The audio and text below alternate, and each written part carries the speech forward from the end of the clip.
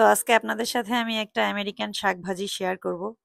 এটা হচ্ছে বিটরুট, যেটা আমরা এখানকার অলমার্ট থেকে কিনে আনি সব সময়। আমি এর আগেও 2-3 বার খেয়েছি অলমার্ট থেকে এনে। তো এবার আমি আমার বাগানে এগুলো লাগিয়েছিলাম। এগুলো প্যাকেটে বীজ পাওয়া যায়।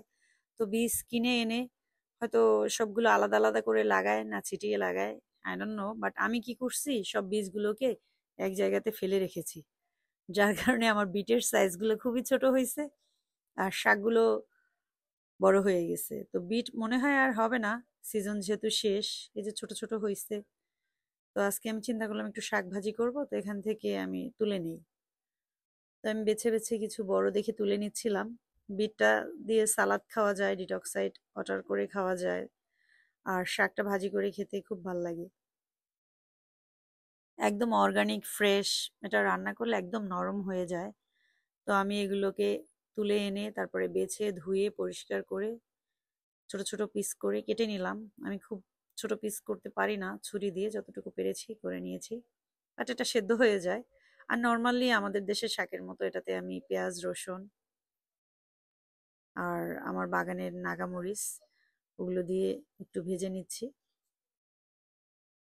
এই যে ফ্রেশ নাগা, এটার স্মেলটা খুবই সুন্দর। এটাও আমেরিকান নাগা, বাংলাদেশের না, কিন্তু ঝালটা খুব একটা না, যার কারণে একটা দিলে প্রবলেম হয় না। ঝাল খুবই কম, বাট গন্ধটা ভালো।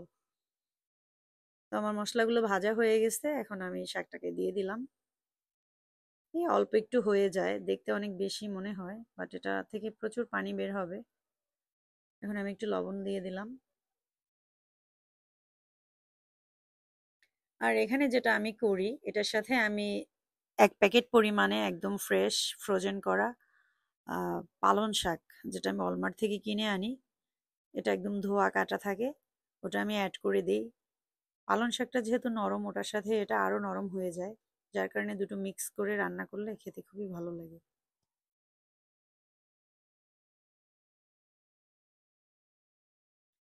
আর এটাকে যেটা করতে হবে, এটাকে একদম পানিটা শুকিয়ে নিতে হয়।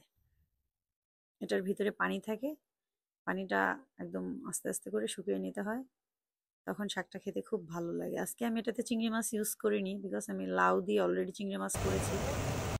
একদিনে 2টা চিংড়ি মাছের তরকারি খেতে ভালো লাগবে না, তাই এটাতে আমি আর চিংড়ি মাছ দিইনি। আমি লাউ রান্না করেছি একটু আগে, সেটাও আমার গাছের। আমার শাকটা ভাজি করা শেষ, এখন আমি একটা বাটিতে এগুলোকে ঢেলে নিচ্ছি, একদম গরম গরম।